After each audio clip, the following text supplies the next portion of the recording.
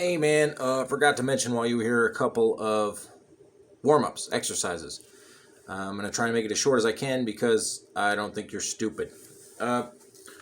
Basically, how you want to do any of these exercises I give you is just consider that your first finger is always in one fret, and then your second finger's in the next fret, your third finger's in the next fret, fourth finger's in the next fret, right?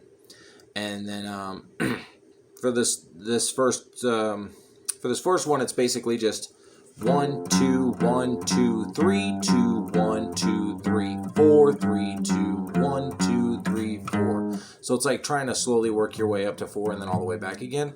Make sure that all your fingers stay in the same frets. Your pinky uses on 4, and then just every one of the strings. Just go through and do that.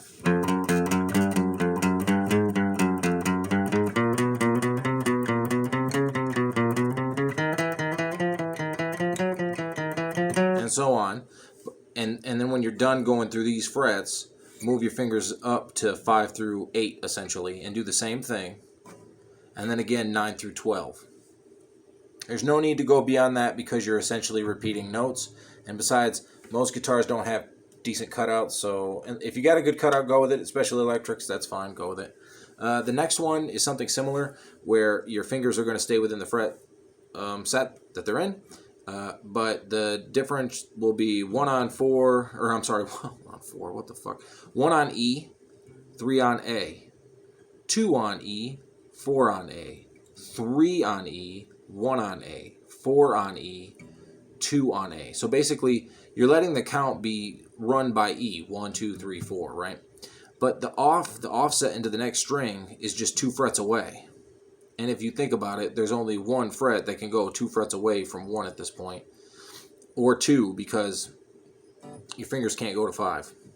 So 1 to 3, 2 to 4, 3 to 1, 4 to 2. It's always like that. And then you go all the way down the strings until you run out. Like your last set will be like 1 on B, 3 on E. That's the end.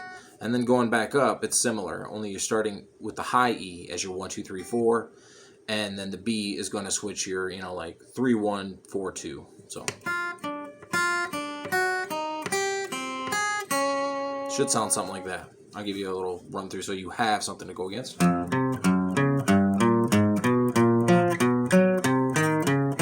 then the way up.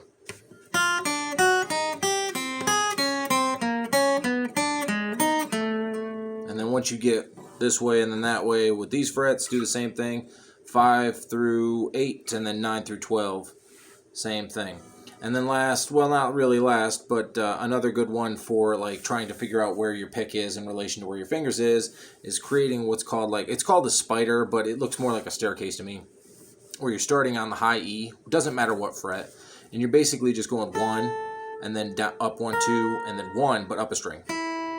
And then you're going to do the same thing. 3, 2, 1, 4, 3, 2, 1. But you're always on a different string, trying to like move your way across the frets.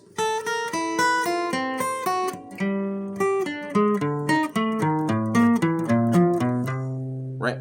And you can do the same thing the opposite way, or any which way that you want. It just really helps with understanding where your pick is in relation to what your fingers are doing, and it's called a spider.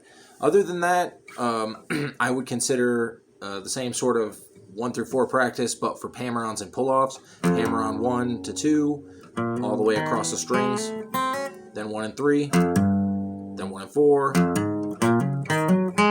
right? And then 2 and 3, 2, 4, 1, 2, 3, 1, 2, 1, 2, 4, 1, 3, 4. Any combination you can think, and then do it again, but in pull-offs.